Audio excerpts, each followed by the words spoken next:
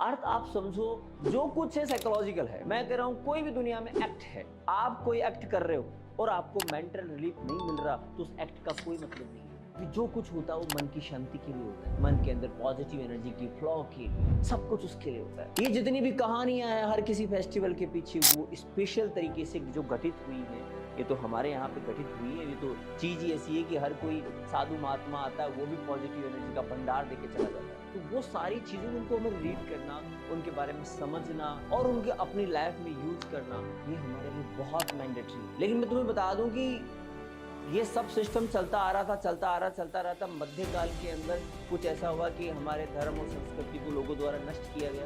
अब कुछ तो नष्ट हुआ, कुछ नष्ट नहीं हुआ, तो भ्रांतियां फैलाएंगी। अरे बताओ, अंग्रेजों के जमाने में देख लो या पहले जमाने में लोग, किसी चीज को आपका कोई विश्वास है ऐसे तोड़ दोगे क्या? अब मुगलों ने क्या किया, डराने धमकाने का प्रयास, पर अंग्रेजों ने ज्यादा इतना नहीं किया। इन्होंने क्या किया, भ्रमित करने का प्रयास, और वो भ्रम आज तक चलता रहा है। ये साइंस दे दी तुम्हें उठा के, लो दो ये कितनी काम की, और इस साइंस ने भ्रमित किया तुम्हें आज तक, और आपकी अच्छी अच्छी चीजों को आप भूल गए। अरे उस तो छोड़ो, अपने पूर्वजों को भूल गए, अपने पूर्वजों को गाली देना पसंद किया तुमने। इससे जरा क्या दुर्गति है। तुम अभी आज आइंस्टीन को याद कर लो, लेकिन तुम कभी नागार्जुन की बात करो या आर्यभट्ट की बात करो, तुम्हें याद ही नहीं आते हो। अरे वो हमारे पूर्वज नहीं थे क्या, जो इतना सब कुछ तुम्हारे करके ले गए? यार तुम्हें दर्द होना चाहिए। तुम अपने ऊपर एग्जाम्पल लेके दो, तुम अपने गांव के लिए, अपने परिवार के लिए कुछ करके चले जाओ, और तुम जब बुजुर्ग हो जाओ और छोटी औलादें तुम्हें गाली दे तो कैसा लगेगा? इसने तो कुछ नहीं किया, वो विदेशी नहीं किया था सब। ये भी नेगेटिव एनर्जी है। तो इस प्रकार भ्रमित करने से हमें, हमारे लोगों को हमारे सामने दूषित कर दिया गया। और छाप कौन सी रखी गई? जो अंग्रेजों के टाइम पर जो किसान वर्ग के लोग थे, मजदूर वर्ग के लोग थे, उनकी स्थिति को देखकर प्रचारित कर दिया गया, तुम तो ऐसे थे।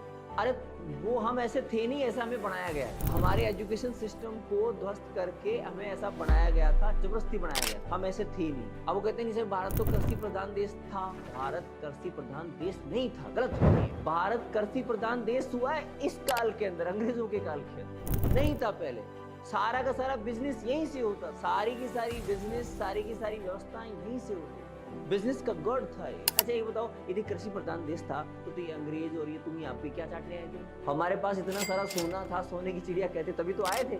अच्छा यदि ये बात समझो, यदि कृषि प्रधान देश थे तो सोना आया कहाँ से? कृषि से इतनी आय होती ही नहीं ना। फिर तुम बात तो लॉजिक, तो ये लॉजिक कर रहे हो तो फिर पूरे लॉजिक लगाओ।